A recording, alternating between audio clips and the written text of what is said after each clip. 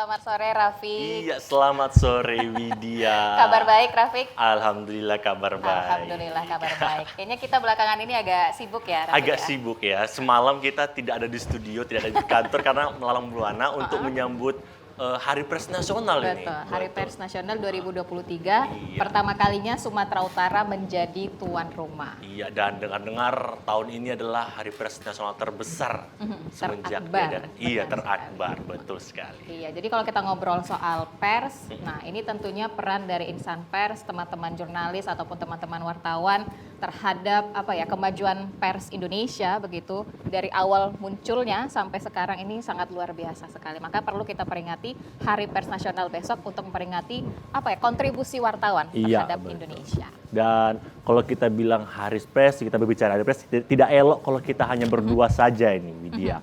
Kali ini kita akan mendatangkan narasumber yang sangat lekat dengan yang namanya pers. Ada siapa saja nih, Widya? Oke, untuk yang pertama di sebelah Widya, ini Bapak yang luar biasa, Iya. artinya seorang wartawan senior ya, Rafiqnya sudah memberikan banyak kontribusinya khususnya untuk pers di Sumatera Utara. Sudah ada Bapak Idris Pasaribu, wartawan senior kita. Assalamualaikum Pak Idris. Waalaikumsalam. Kabar baik Pak Idris? Kabar baik. Kabar baik. Oke, di sebelah Rafiq ada siapa?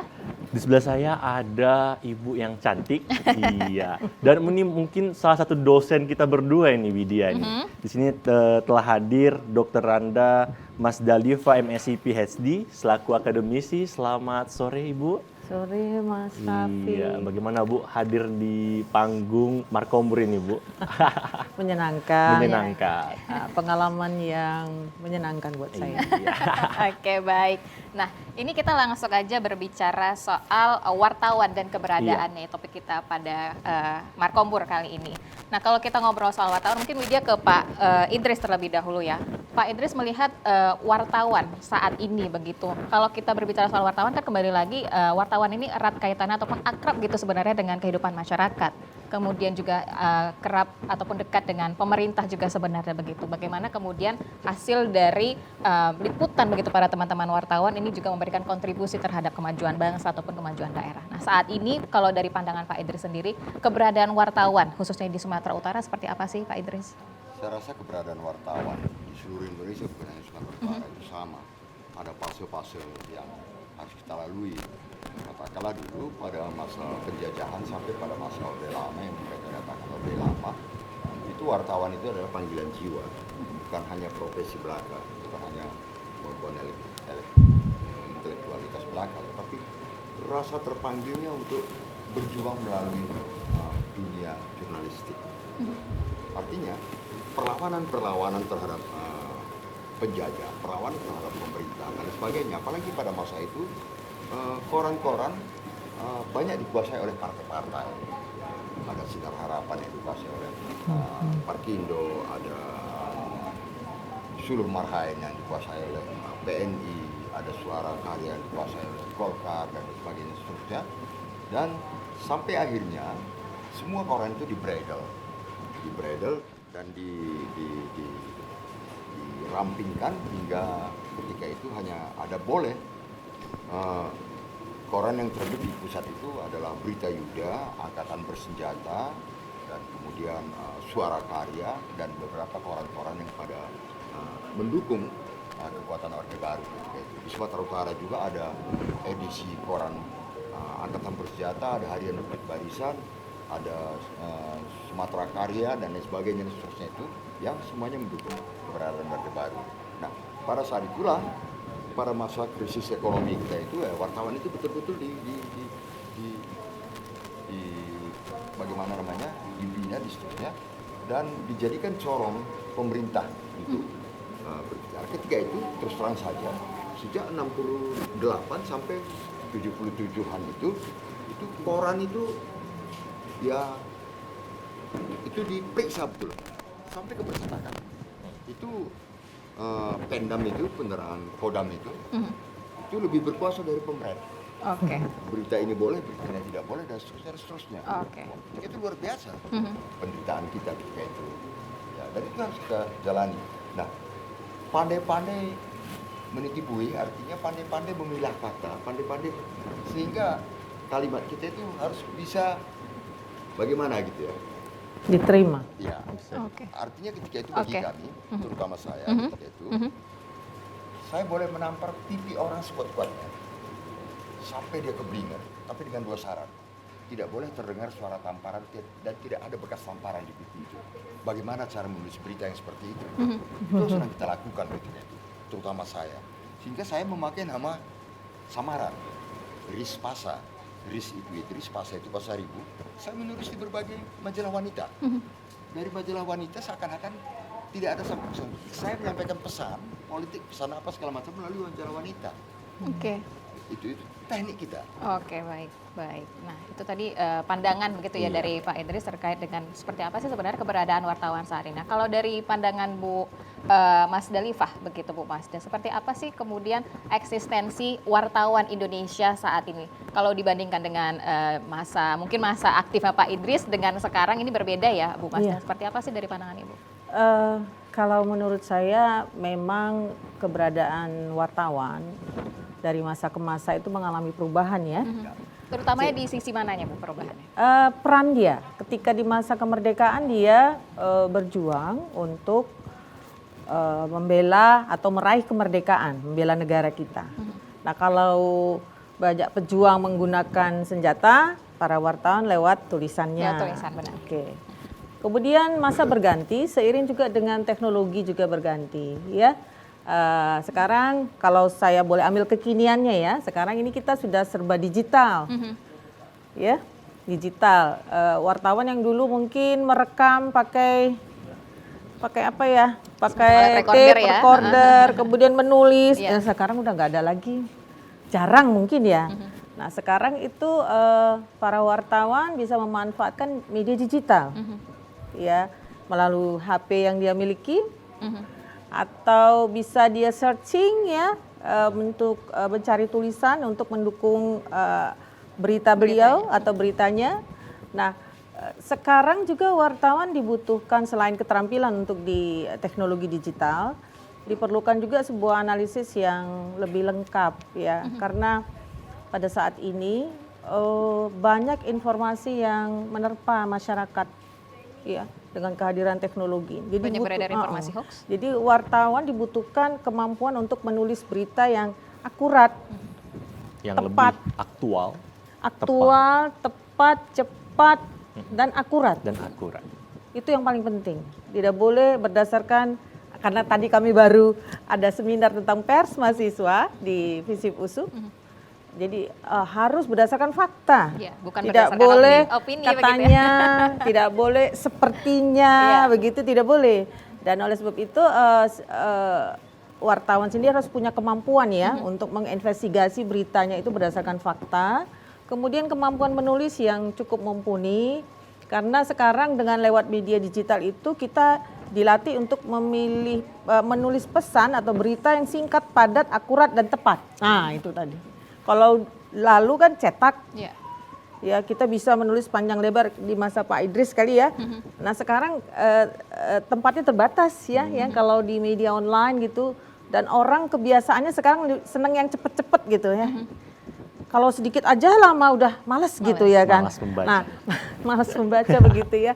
Nah jadi dengan lokasi yang sedikit atau tempat ya sedikit itu yang tersedia, kemampuan wartawan harus bisa ya menumpahkan yang panjang itu menjadi sedikit, tapi harus tepat, akurat, ya, cepat begitu. Nah, dengan syarat yang tidak boleh turun gitu, harus tetap seperti itu. Nah, itu yang saya pikir kualitas wartawannya juga harus ditingkatkan gitu, kemampuannya begitu. Kadang-kadang berdasarkan teori, karena kami di Prodi Ilmu Komunikasi, FISIP USU, teori nggak selalu sejalan ya dengan prakteknya. Jadi dengan latihan, dengan terus melakukan peningkatan kemampuan, saya pikir kemampuan wartawan di masa saat ini akan semakin mumpuni, terutama dengan penguasaan media digital itu tadi. Oke. Nah, dan tadi juga kita bahas tentang digital ya Bu ya. Berarti dalam akademisi itu apakah semua insan bisa menjadi wartawan? Karena kan digital ini semua orang dapat Yes. mengliput, dapat juga memberitakan kepada masyarakat begitu. Ya, dalam kajian kami ya, dalam perspektif akademisi itu ada disebut dengan citizen journalism, yaitu warga biasa yang berusaha membuat berita Ya, citizen dan kemudian menyebarluaskannya. Apakah lewat media sosial? Kadang-kadang kita suka lihat kan, ada peristiwa apa begitu, kemudian tersebar. Ya. Misalnya ada kecelakaan ini, dia tulis. Nah sayangnya banyaknya berita atau yang informasi yang disebarkan oleh warga kita yang notabene bukan wartawan itu dinilai kualitasnya belum memenuhi unsur-unsur jurnalistik. Misalnya 5W 1H-nya itu ya Pak Idris. Betul. Itu yang harus dipenuhi. Who, siapa yang terlibat, what apa beritanya, where di mana, why, kapan, when, kapan, why, bagaimana dan how gitu ya. Bagaimana itu terjadi seperti itu. Nah, jadi masyarakat boleh bisa ya menjadi orang yang bertindak mungkin seperti wartawan, tetapi dia sepertinya harus dilatih, harus dilatih lagi ya kemampuan menulisnya supaya memenuhi unsur-unsur itu tadi. Ya, dasar-dasar jurnalistik itu tadi harus memang syarat berita itu kan memang ada. Tidak boleh sepotong-sepotong misalnya, tidak lengkap, atau memberitakan kekerasan yang terlalu berlebihan misalnya, itu ada etikanya juga. Ada etika jurnalistik. Iya. Oke. Baik, untuk Pak Idris tadi kan sudah kita dengar tanggapan dari Ibu Mas Dalifa tentang zaman sekarang ini ada mungkin bisa dibilang wartawan mendadak ya. Dia bisa meliput. Untuk Bapak sendiri bagaimana tanggapannya? Karena zaman dulu setahu saya wartawan itu sangat sulit menjadi wartawan itu. Kita harus mempunyai skill yang mumpuni dan juga pengalaman-pengalaman. Tapi sekarang semua orang bisa saja meliput. Bagaimana tanggapan Bapak? Gitu? Ya, Tapi kita benar. tahan dulu Pak Idris, tanggapan dari Pak Idris karena kita harus jeda sejenak Iya. ya Rafiq ya. Mungkin Rafiq, Bu Masda dan juga Pak Idris masih penasaran ini kira-kira nanti bakal seperti apa perbincangan kita. Kita kasih kesempatan dulu buat Bang Ivan untuk menghibur kita. Silakan Bang Ivan.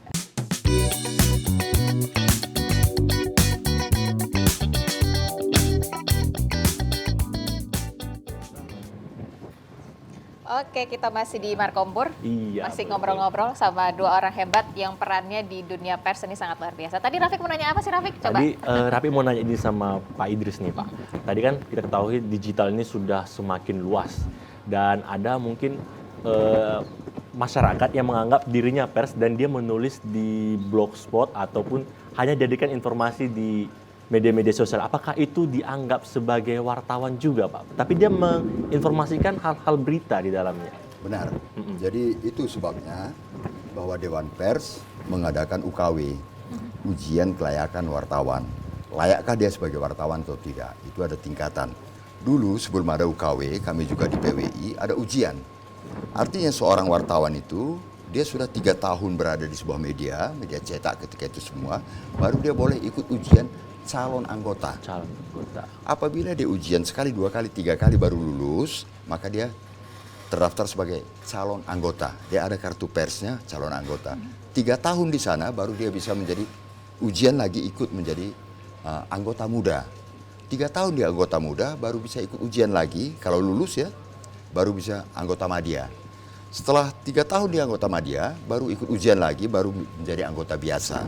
Itu di tingkatan di PWI. Itu menjadi anggota biasa di sana dulu itu bisa paling tidak 15 tahun baru dapat kartu pers anggota madya.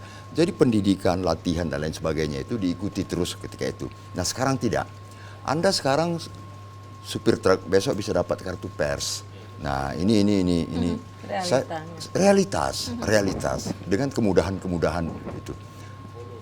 Dulu kita dituduh, pemerintah dituduh mempersulit kebebasan pers itu. Nah, sekarang bebaskah pers itu sekarang? Bebas nggak Pak Idris? Nah, ini persoalan.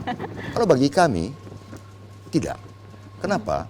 Sebenarnya pers itu sekarang banyak sekali ranjau-ranjau yang menjaga dia. Ada undang-undang pokok pers, ada KUHP, ada UU ITE. Dan kemudian ada kode etik jurnalistik, ada kode etik perilaku. Kode etik perilaku. Nah, kalau saya sebagai orang pers sekarang di Anda wawancarai, saya naik kaki kemari, ini perilaku saya kena pada pasal 7. perilaku wartawan. Nah, itu dalam UKW. Ada orang mengatakan UKW nggak penting. Perilaku wartawan kok diawasi? Loh, wartawan perilakunya tidak diawasi lantas apa? Iya. Wartawan itu bukan warga negara kelas 1 loh. Juga bukan warga negara kelas 2. Wartawan itu biasa, manusia biasa. Nah, dia punya kaki yang terus bergerak 25 jam per hari katanya. Itu simbolnya, 25 jam per hari. Setelah itu dia naik ke atas kemari, das. Dia mikir untuk bikin berita. Setelah jadi berita, dia turun ke bawah. Layak ini berita saya muat apa tidak? Layakkah seorang wanita berusia 14 tahun diperkosa ini harus saya tampilkan gambarnya apa tidak? Layakkah? Kalau tidak layak, lebih bagus tahu saya dibuat beritanya. Daripada menghancurkan kehidupan dia dan kehidupan masyarakat di sekitarnya. Itu tugas wartawan. Nah, sekarang apa yang terjadi? Kami ini sering merasa malu ketika umpamanya maaf Anda menjadi wartawan, kita sama berada di satu tempat, kita wawancara ibu ini pejabat. Ya. Ketika kita masuk, aroma tubuh Anda dengan aroma tubuh saya berbeda. Kami itu harus rapi, bersih walau pakaiannya harganya murah tapi wangi. Rapi, bersih, wangi. Dengan Anda yang masuk terus aroma dan pertanyaan Anda seperti seorang jaksa. Menyudutkan. Ya. Wartawan tidak boleh. Menghakimi. Dan satu lagi yang paling penting, wartawan tidak boleh berbohong dalam membuat berita. Iya. Tidak boleh berbohong dalam membuat berita. Ini harus dianut. Nah, kalau Anda lihat sekarang dalam, ya maaf lah, karena sekarang setelah saya pensiun dari media, kami punya program pensiun ketika itu ya. Sekarang nggak ada lagi tuh. Saya mendirikan online, ya datasumut.com. Itu saya ketat sekali. Saya sebagai pemret dan pengusaha, saya ketat sekali.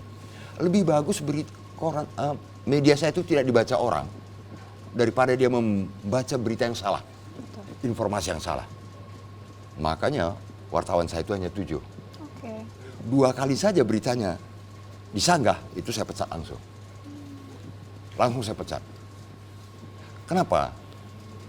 Sekali berita kita disanggah, kepercayaan orang 75% hilang. 75% hilang. 2 kali berita kita disanggah, 120% berita kita nggak dianggap. Maka untuk apa gitu ya? Jadi betul apa kata Bu ini tadi bahwa kita memiliki 5W1H dan lain sebagainya seterusnya. Tetapi orang juga tidak mengetahui bahwa kita jerat hukum kita itu sangat kuat. KUHP kita dijerat di sana, Undang-Undang Pokok Pers kita dijerat sana, Kode Etik Jurnalistik kita dijerat sana. Perilaku, Kode Etik perilaku wartawan. Kita tidak boleh, Pak, tolong, nggak bisa. Nggak bisa. Ada kode etik. Nggak bisa, itu perilaku loh. Iya. Kita tanya, Pak, saya ingin wawancara, boleh apa tidak? Kalau dia bilang tidak boleh, terima kasih. Kita tulis bahwa kita sudah meminta Bapak Ibu ini kita wawancarai, tapi Ibu wawancara tidak menolak. Itu kita katakan, di mana tempatnya, kapan, siapa. Kalau ada saksinya di situ, ya kita sebutkan bahwa Ibu ini didampingi oleh si A, si B, si C ketika itu. Sudah cukup. Nah, itu sudah cukup. Nah, berita itu kan dibaca oleh orang. Kemudian orang kan menelepon Ibu ini, Bu, kok enggak begini. Lalu Ibu baca berita kita itu. Baru Ibu ini sadar kan. Ternyata berita kita itu untuk kepentingan layak. Dan sekarang dengan adanya keterbukaan informasi, pejabat tidak boleh lagi menutup informasi. Iya. Ya, itu menjadi kekuatan pers kita. Tapi benarkah pejabat terbuka? Oh tidak. Terus terang tidak. Kita tanya A, dia jawab B kok. Itu di situ kita harus memakai ini dan ini. Harus seimbang. Dan pemberitaan kita juga harus seimbang. Jadi waktu saya redaktur dulu pun saya sudah terus terang saja nih Bu ya. Saya dulu kan suntik. Saya ambil kertasnya, saya cium. Saya tahu apa yang terjadi. Belum saya baca, saya tahu apa yang terjadi. Maka yang paling gampang dulu hanya ada 16 halaman. Ya. Ini langsung masuk halaman 17. begitu kepekaan kita sebagai redaktur itu, apalagi sebagai pemerhati, itu luar biasa. Hanya kita cium saja kita tahu apa yang terjadi. Begitu istilahnya. Oke, baik. Ini Pak Idris mantep ya, kita memang ketat untuk menghasilkan sebuah produk jurnalistik begitu ya Pak Idris ya. Karena kembali lagi peran dari insan pers ini kan untuk memberikan informasi kepada masyarakat. Jadi dampaknya juga nanti akan ke masyarakat begitu ya Pak Idris. Jadi memang harus hati-hati, harus jujur juga. Wajib jujur. Oke, baik. Kalau gitu Widya coba ke Bu Masda. Tadi Widya tertarik dengan kebebasan pers, Bu Masda. Kalau tadi disampaikan Pak Idris, judulnya mungkin memang kebebasan pers, tapi sebenarnya insan pers itu saat ini sebenarnya masih dikekang begitu mungkin istilahnya, atau mungkin masih dibatasin dengan kode etik dan segala macamnya gitu. Nah, kalau terkait dengan kebebasan pers ya Bu Masda, kalau dari pandangan Bu Masda sendiri, sudahkah benar-benar bebas begitu pers kita saat ini, atau seperti apa pandangan dari Bu Masda? Oke, jadi kalau bicara soal kebebasan, ini pendapat pribadi ya, yang saya amati. Justru kita sekarang sudah amat sangat bebas. Lebih bebas dari Amerika malahan. Itu kata lanjutannya Pak. Bahkan negara liberal sekalipun itu tidak seperti kita ini bisa membicarakan apa ya, kadang-kadang lewat media sosial ya kan, memaki siapa saja gitu ya. Tapi dengan undang-undang ITE juga yang menjerat ya. Menurut saya pikir begini, memang hidup itu harus ada aturan loh. Betul. Ya. Harus ada diatur ya, supaya jalannya bagus, rapi, tidak menzolimi orang, Tidak menghakimi. iya tidak menghakimi orang ya. Jadi perlu diatur, karena kalau tidak diatur segala sesuatu pun ya, kita ini bablas, habis. Termasuk pers. Ini pers ini cerita soal bagaimana berita dikemas, kemudian disebarluaskan. Tadi kalau Pak Idris bilang kebenaran itu adalah salah satu yang mutlak ada. Ya. Harus benar. Tapi coba boleh kita lihat sekarang. Apakah benar? Sudah benar semua? Kan enggak gitu. Jadi tidak boleh juga kita membuat berita yang misalnya memfitnah kan begitu. Jadi kan ada aturannya. Jadi sebetulnya kalau menurut saya undang-undang itu dibuat bukan untuk membinasakan, bukan untuk mengecilkan, tetapi mengatur supaya orang tidak kebablasan. Sama kayak kita hidup sehari-hari juga harus diatur. Kalau nggak diatur ya repot kita. Bangun pagi kan harus sarapan dulu sedikit walaupun enggak, ya kan harus beraktivitas, berolahraga. Nah kalau nggak ada aturan itu ya kita makan seenaknya. Esok-esok kita sudah gimana ya kan, banyak penyakit lah yang ini. Nah, jadi menurut saya kebebasan itu harus ada memang, tetapi dia juga diatur ya sedemikian rupa, bukan maksudnya mengerdilkan, membinasakan atau supaya teratur itu tadi.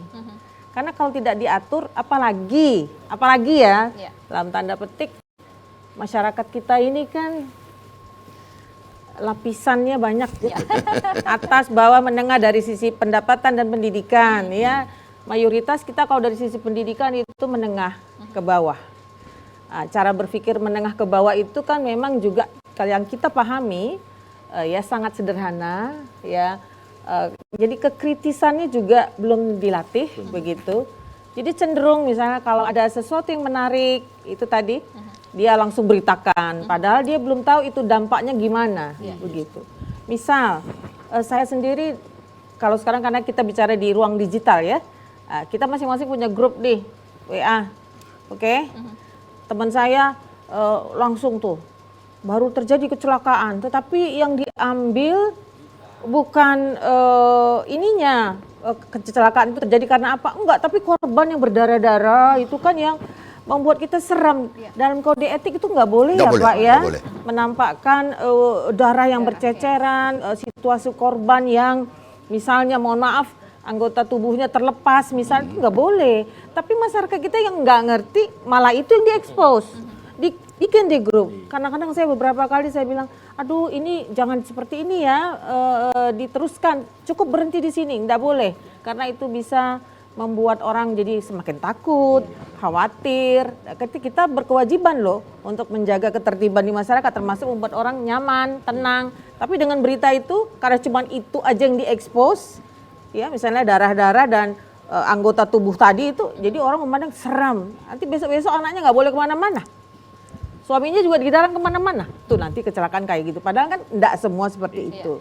Bisa jadi kecelakaan itu karena kesalahan si pengendara sendiri yang tidak ikut aturan dan segala macam. Nah jadi kalau menurut saya kalau soal kebebasan sebenarnya kita sudah sangat mendapatkan ruang itu. Cuma saja penggunaan kebebasan itu yang belum tepat menurut saya. Dan kalau ada undang-undang yang mengatur itu bukan dalam artian itu mengekang ya menurut saya, tetapi lebih pada mengatur. Contohnya misalnya tentang penyiaran. Saya kebetulan lumayan aktif di penyiaran Indonesia. Kita juga ada batasan, ada aturan.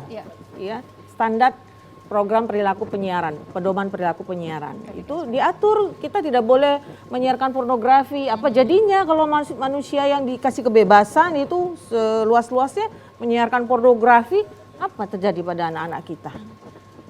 Misalnya kekerasan yang berdarah-darah itu misalnya dominan terjadi misalnya. Kemewahan yang tiada tara kan makanya harus ada aturan. Jadi aturan itu untuk membuat semuanya menjadi lebih teratur, rapi dan ya itu tadi bermanfaat jadi apa yang kita informasikan kepada halayak. Saya pikir itu, Mbak.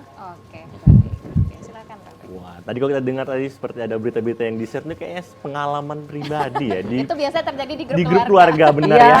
Iya. Sampai menengoknya, aduh, apaan ini?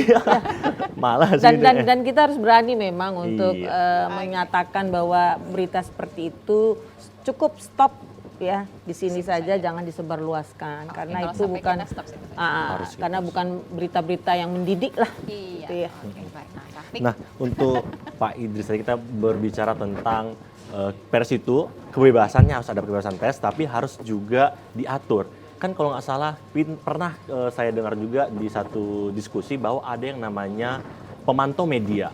Nah, untuk pemantau media ini kan sebenarnya untuk mau meningkatkan kualitas wartawan tersebut. Nah, bagaimana kondisi pemantau media untuk meningkatkan kualitas wartawan tersebut? Apakah masih ada sampai sekarang? Nah, Pak Idris, mohon maaf ini yang lagi. Kita harus jeda juga ya nih Pak Wah, Idris. Iya, padahal iya. lagi semangat-semangatnya Oke, nih. iya. Semangat ya. Tapi kita sudah ada harus mendengarkan satu lagu lagi dari Bang Ivan. Untuk itu pemirsa kita sampaikan dulu apa lagu yang ingin disampaikan oleh Bang Ivan. Silakan Bang Ivan.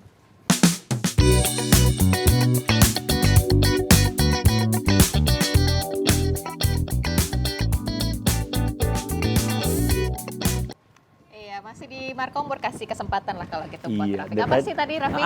Tadi saya bertanya ini agak dipotong dipotong-potong aja ya? dari tadi ya. Tahu lagi semangat-semangatnya nih. Ya, tadi kan Silakan. kita bicara tentang kebebasan pers itu, Pak. Ada KUHP, ada juga undang-undang pers, dan yang saya dengar kemarin juga ada tentang yang namanya pemantau media, Pak. Karena kita ketahui media ini pun kadang hancurnya, kadang turunnya, hilang keberadaannya media pers ini karena ada kritik netizen ini, Pak, biasanya. Tidak ada riset, tidak ada kredibel. Apakah perlunya pemantau media, Pak, untuk meningkatkan kualitas pers tersebut, Pak? Ya, saya rasa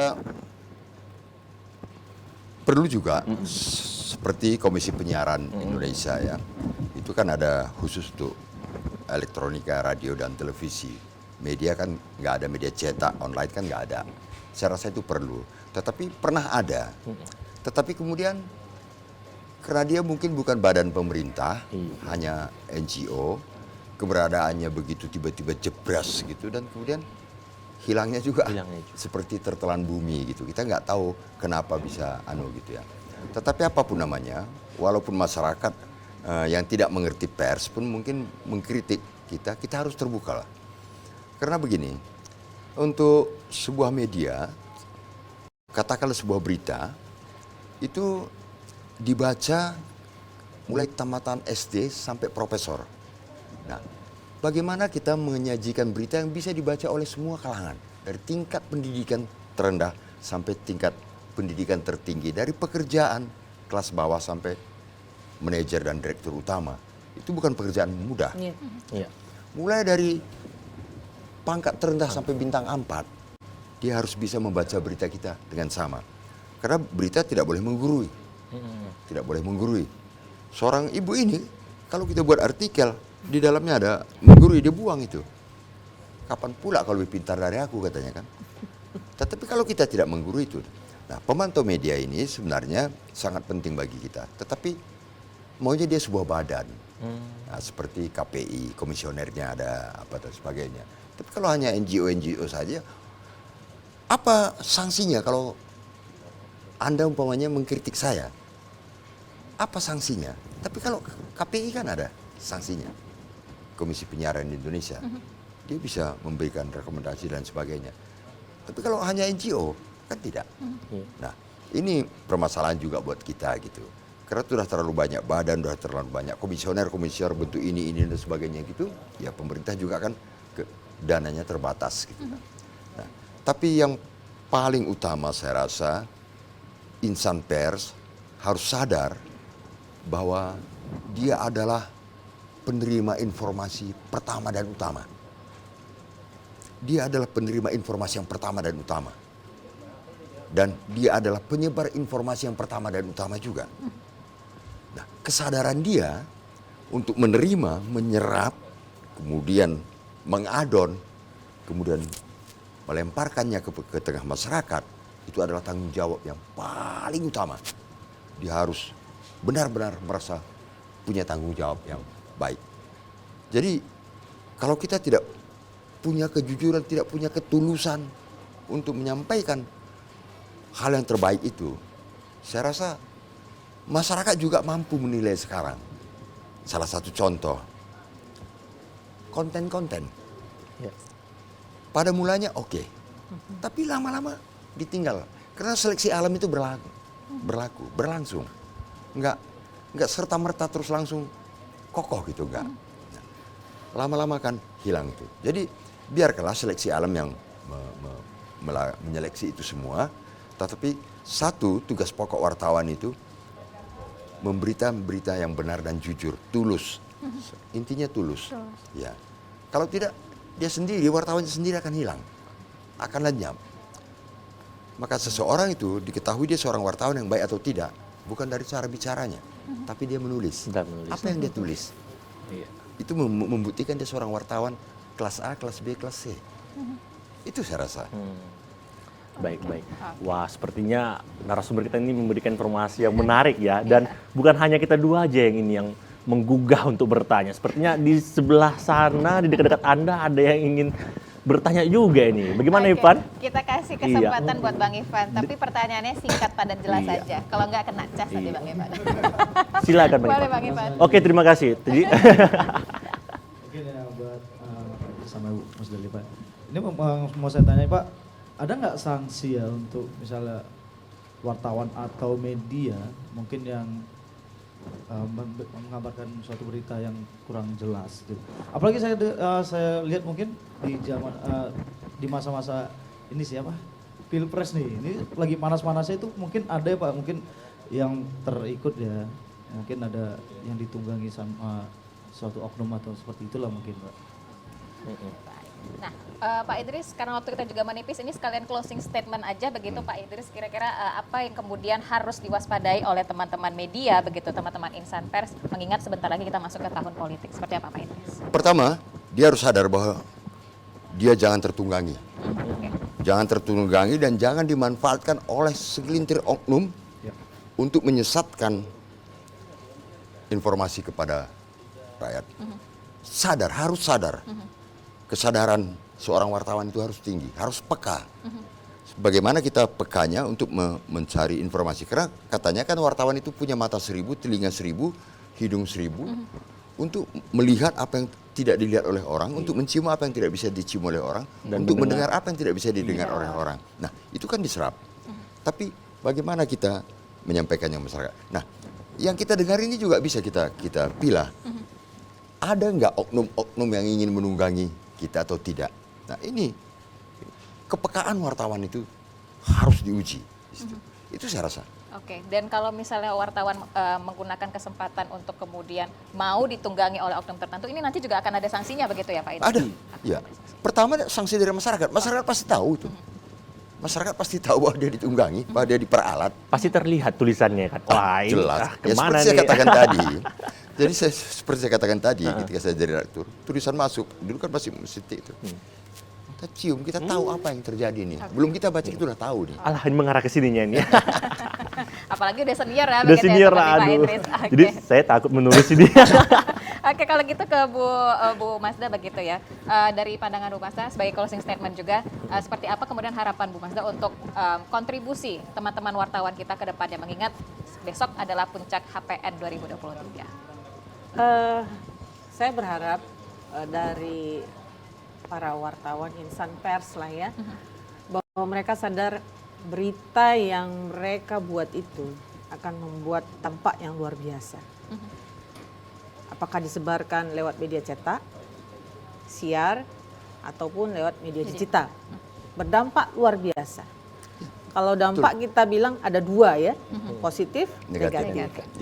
Tentu saja tadi ada moral. Dan kita ingin menggunakan media ini memang untuk tujuan yang baik, bukan untuk tujuan yang tidak baik. Jadi saya berharap insan pers ini dalam hal ini wartawan, betul kata Pak Idris, pakai hati nurani dalam menulis. Apakah tulisan yang saya hasilkan ini memberi dampak yang positif atau negatif? Kita berharap bahwa dia akan memilih yang ini, yang berdampak positif. Karena kalau tidak dapat hukumannya di sini, ntar nanti di sana.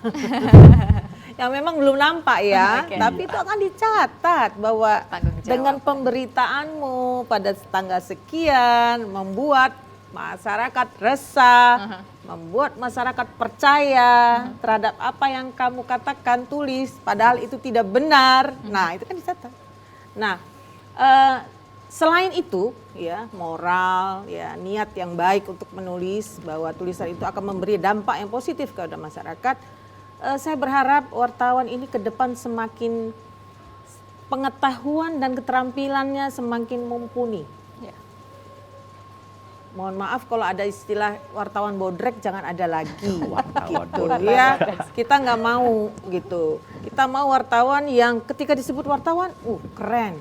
Karena dia bisa menulis dengan bagus, pengetahuannya juga oke, keterampilan juga oke. Apalagi saya sebut keterampilan karena sekarang sudah era digital.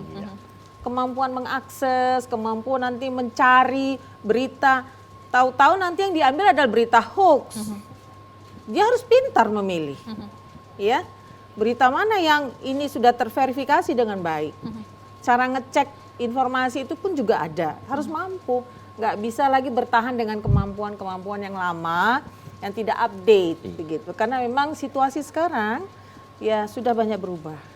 Dan wartawan sebagai sebuah profesi yang harus profesional kayak saya, dosen harus profesional, ya diharapkan pengetahuan dan keterampilannya semakin baik, semakin meningkat untuk mencapai tujuan yang bagus itu tadi, yang berdampak positif kepada masyarakat. Oke, baik. Kalau itu sedikit lagi ya ke Pak Idris, pesan yang ingin disampaikan Pak untuk teman-teman pers pada Hari Pers Nasional 2023 seperti apa? Baik, sebagai wartawan adalah sebuah profesi, hanya pekerja profesional lah yang punya kode etik.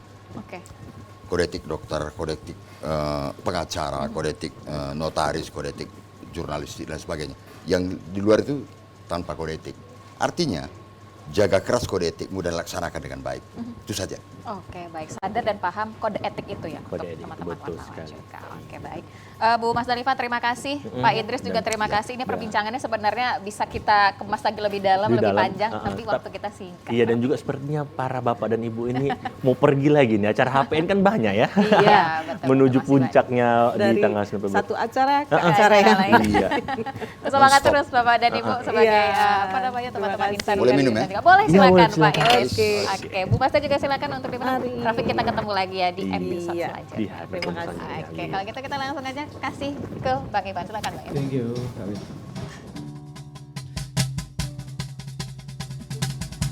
Kita berlari dan